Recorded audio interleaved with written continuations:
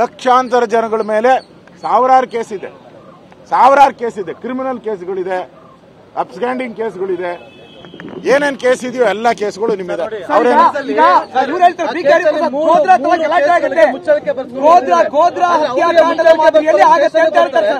ಇವ್ರಿಗೆ ಯಾಕೆ ಸಿಗೋದಿಲ್ಲ ಶಹರ ಪೊಲೀಸ್ ಅವ್ರಿಗೆ? ಅಂದ್ರೆ ಅಬ್ಸ್ಕ್ಯಾಂಡಿಂಗ್ ಚಾರ್ಜ್ ಶೀಟ್ ಹಾಕಿರೋಂಥದ್ದು. ಯಾಕಂದ್ರೆ 1992 ಕೇಸ್ಗೆ ಅಬ್ಸ್ಕ್ಯಾಂಡಿಂಗ್ ಚಾರ್ಜ್ ಶೀಟ್ ಹಾಕಿದ್ದಾರೆ. 2018ರಲ್ಲೂ ಕೂಡ ಮುಚ್ಚಳಿಕೆ ಬರ್ತಿದ್ದಾರೆ. 3 ಸತಿ ಬಂದಿಲ್ಲ, 3 ಸರಿ ಅಲ್ಲ 30 ಸರಿ ಹೋಗಿದ್ದಾರೆ. 30 ಸರಿ ಹೋಗಿದ್ದಾರೆ. ಅದೇ ರಸ್ತೆಯಲ್ಲಿ ಅವನು ಬಡಪಾಯಿ ಆಟೋ ರಿಕ್ಷಾ ಓಡಿಸ್ತಾ ಇದ್ದಾನೆ. ಮತ್ತೆ ಈಗ ಒಂದು ತಕರಾರು ಅರ್ಜಿ ಸಲ್ಲಿಕೆ ಮಾಡಿದ್ದಾರೆ ಸರ್ ಸಬ್ ಇನ್ಸ್ಪೆಕ್ಟರ್. ಅವ್ರ ನ್ಯಾಯಾಲಯಕ್ಕೆ ಹಾಜರಾಗ್ತಾ ಇಲ್ಲ, ತನಿಖೆಗೆ ಸಹಕರಿಸ್ತಾ ಇಲ್ಲ ಅಂತ ಹೇಳಿ ಅವರ ಜಾಮೀನು ಅರ್ಜಿ ವಿಚಾರಣೆಗೆ ತಕರಾರು ಅರ್ಜಿ ಕೂಡ ಸಲ್ಲಿಕೆ ಆಗಿದೆ.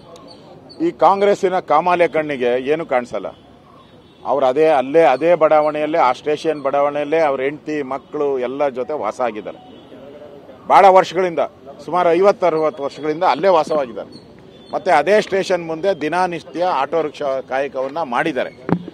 ಮತ್ತೆ ನಾನು ಹೇಳೋದು, ಕಾನೂನು ಪ್ರಕಾರ ನೀವು ಅವ್ರು ಬಂಧಿಸೋದಾದ್ರೆ ಅವ್ರ ಮನೆಗೆ ನೋಟಿಸ್ ಕೊಡ್ಬೇಕಾಯ್ತಲ್ಲ. ಅವ್ರ ಮನೆಯಲ್ಲಿ ಅರೆಸ್ಟ್ ಮಾಡಿ